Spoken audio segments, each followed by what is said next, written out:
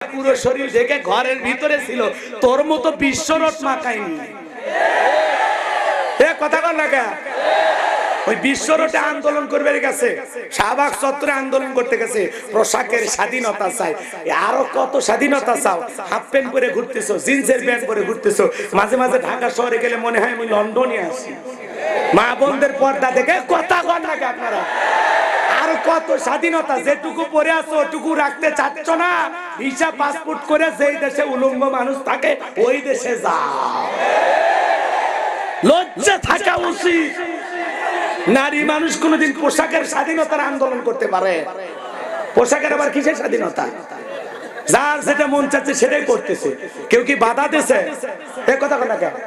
বোরকা ছাড়া যে মা বোনেরা রাস্তাঘাটে করে, আমরা কি মুসল্লি নামাজি যারা আছি বাধা দিছি?